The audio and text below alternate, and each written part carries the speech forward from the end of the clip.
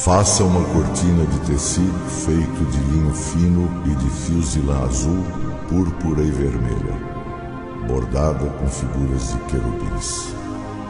Pendure essa cortina em 4 postes de madeira de acácia, revestidos de ouro. Pendure a cortina debaixo dos prendedores e atrás da cortina ponha a Arca da Aliança. A cortina separará o lugar santo do lugar santíssimo. Então, ponha o propiciatório sobre a Arca da Aliança, dentro do lugar santíssimo. Fora do lugar santíssimo, coloque a mesa e o candelabro. Ponha o candelabro no lado sul da tenda e a mesa no lado norte. Para a entrada da tenda, faça uma cortina de tecido feito de linho fino e de fios de lã azul, púrpura e vermelha e enfeitada com bordados. Para segurarem essa cortina, faça 5 postes de madeira de acácia revestidos de ouro e com prendedores de ouro, e faça 5 bases de bronze para os postes.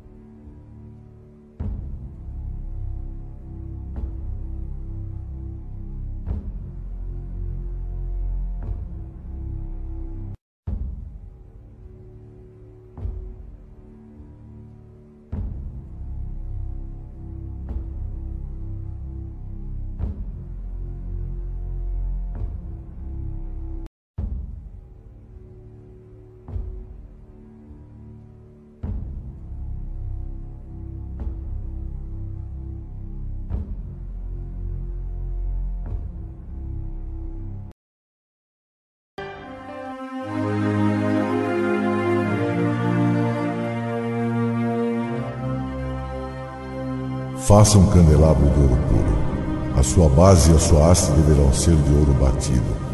As flores que enfeitarão o candelabro, com seus botões e as suas pétalas, formarão uma só peça com ele. Dos seus lados sairão 6 braços, 3 de um lado e 3 do outro. Cada um dos 6 braços deverá ter 3 flores com formato de flor de amendoeira, com seus botões e as suas pétalas. A haste do candelabro deverá ter 4 flores com o formato de flor de amendoeira, com os seus botões e as suas pétalas. Debaixo de cada um dos 3 pares de braços deverá haver um botão de amendoeira. Os botões, os braços e o candelabro deverão formar uma só peça de ouro puro batido. Faça 7 lamparinas para o candelabro e coloque-as na parte de cima de maneira que iluminem a frente dele. As tesouras de cortar os pavios das lamparinas e os cinzeiros deverão ser de ouro puro. Use 34 quilos de ouro puro para fazer o candelabro e todas as peças que o acompanham. E tenha o cuidado de fazer tudo de acordo com o modelo que eu lhe mostrei no monte.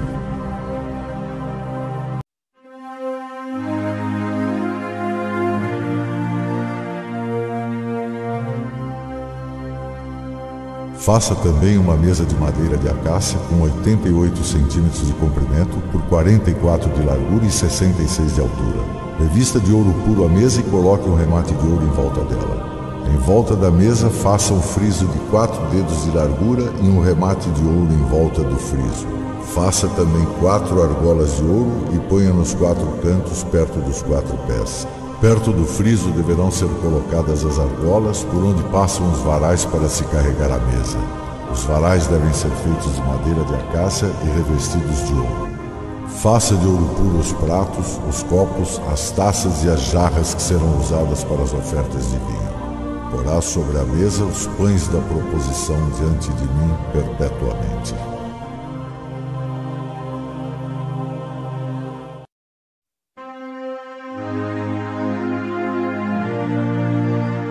O Senhor Deus disse a Moisés: Faça também um altar de madeira de acácia para queimar incenso em cima dele. Esse altar será quadrado, medindo 45 centímetros por 90 de altura. Nos 4 cantos haverá pontas que formarão uma só peça com o altar. Revista de ouro puro a tampa, os 4 lados e as pontas, e ponha um remate de ouro em volta do altar. Debaixo do remate, em cada lado do altar, ponha 2 argolas de ouro, por onde passarão os varais com que se carregará o altar. Esses varais deverão ser feitos de madeira de acácia e revestidos de ouro. Ponha o altar do incenso no lugar santo, fora da cortina e diante da arca da aliança onde está o propiciatório.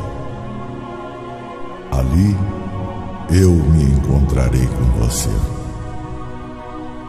De manhã, quando Arão for cuidar das lamparinas, ele deverá queimar incenso aromático. Ao anoitecer, quando for acender as lamparinas, ele deverá fazer a mesma coisa. Essa oferta de incenso continuará para sempre, de geração em geração. Nesse altar não ofereçam incenso comum, nem animais, nem cereais, e não derramem ofertas de vinho sobre ele.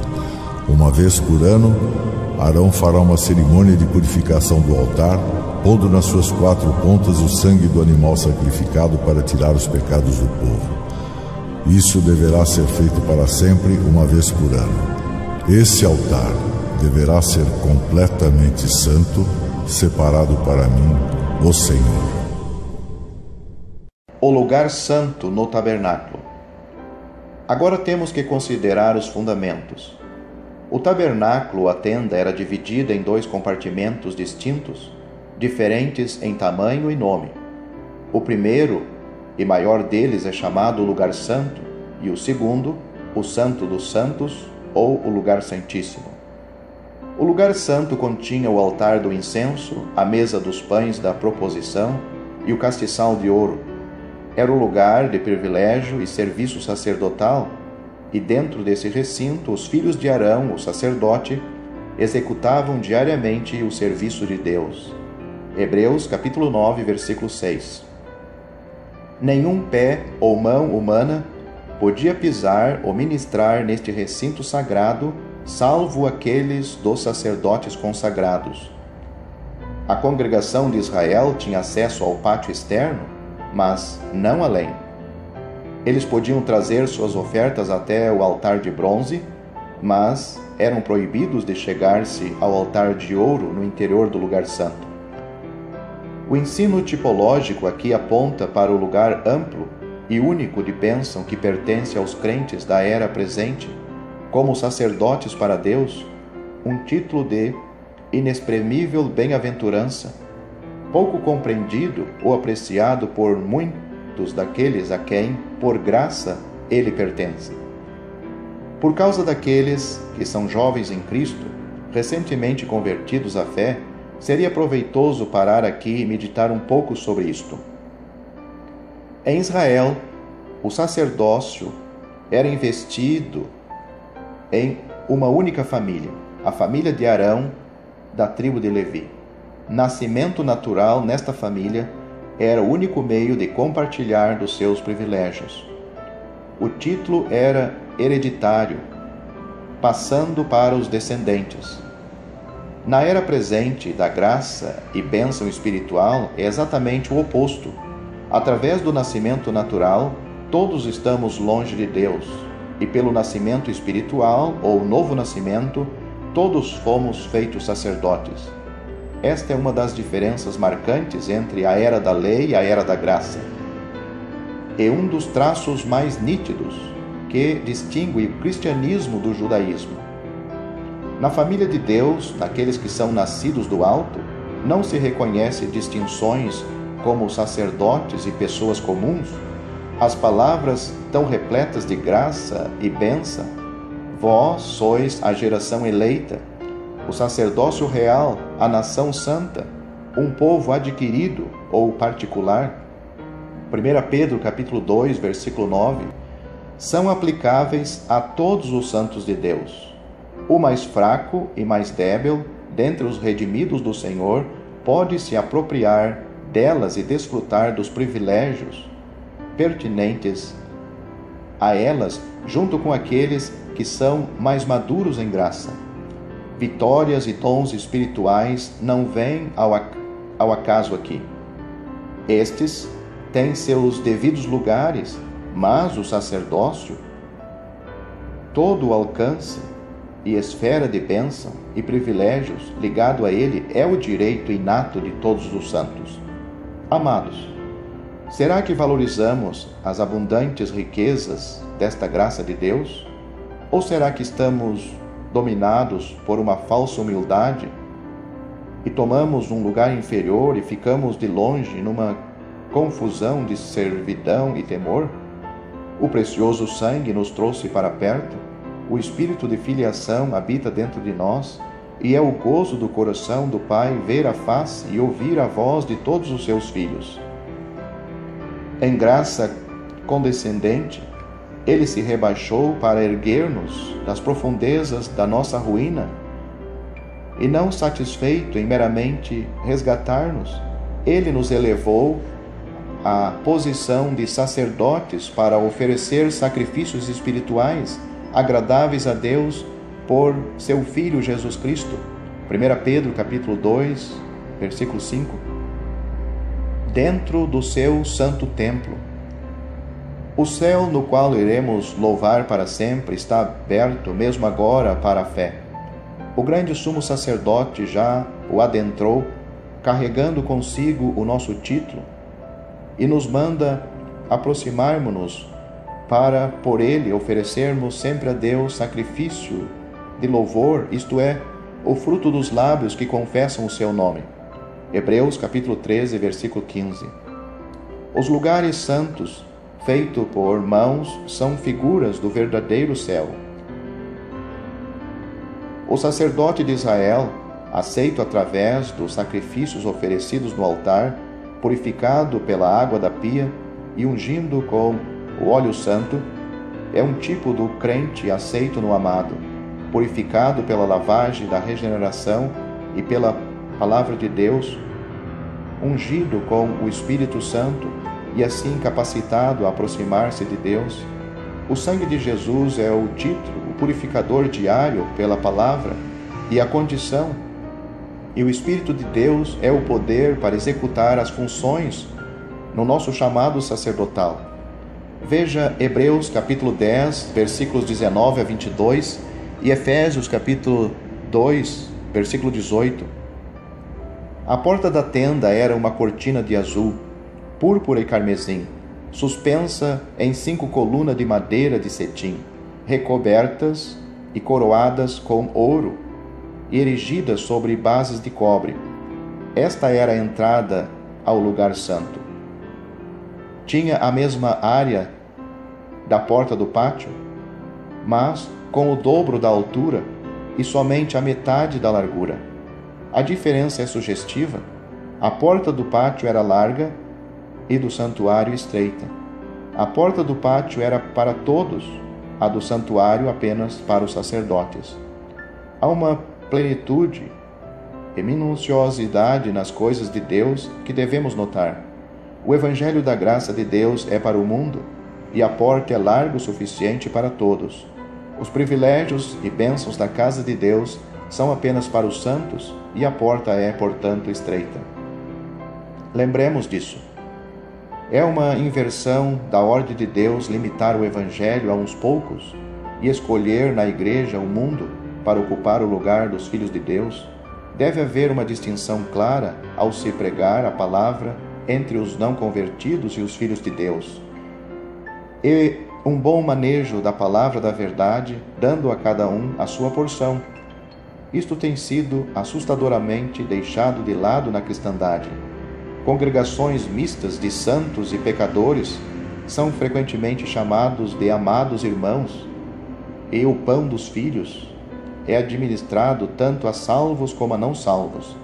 Os ímpios são levados a crer que são herdeiros do reino de Deus e assim são endurecidos na sua culpa e condenados na sua hipocrisia.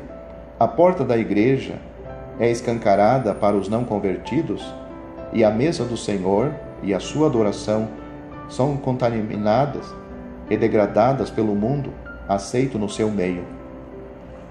O Senhor não tem por inocente aquele que tolera e exalta tais feitos profanos.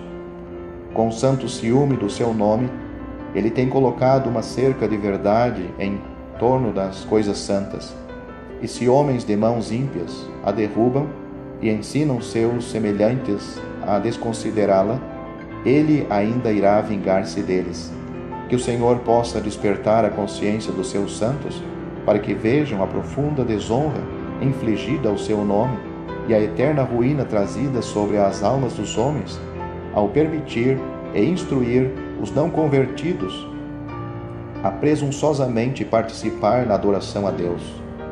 O caso do rei Uzias, que no orgulho do seu coração entrou pela porta do lugar santo, com um incensário na sua mão para queimar incenso, e foi castigado com a lepra, deve servir como advertência aos tais.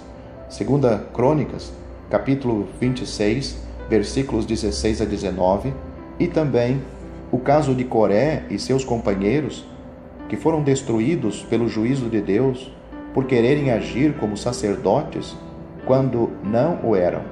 Veja Números capítulo 16. No interior do lugar santo ficava o altar do incenso, o castiçal de ouro e a mesa dos pães da proposição. O serviço do sacerdote consistia em queimar incenso no altar, espevitar as lâmpadas do castiçal e comer dos pães à mesa. Estes são figuras do serviço do sacerdócio celestial que iremos considerar em mais detalhes com os respectivos utensílios. Que possa ser a nossa bem-aventurada experiência diária, amados, permanecer conscientemente no seu tabernáculo, à sombra das asas do Todo-Poderoso, escondidos no segredo da sua presença, nos pavilhões do próprio Senhor. Nossas almas estarão a salvo dos dardos dos maus e da contenda das línguas perversas, e tendo encontrado o direito permanente de ali entrar pelo sangue do Cordeiro de Deus, que possamos ser preservados numa condição de pureza, pela contínua aplicação da palavra aos nossos pensamentos, palavras e caminhos. Assim, andando no poder do Espírito Santo com desejo ardente de alma, estaremos dizendo: uma coisa pedi ao Senhor e a buscarei, que possa morar na casa do Senhor por todos os dias da minha vida, para contemplar a formosura do Senhor e aprender no seu templo. Salmo capítulo 27, versículo 4.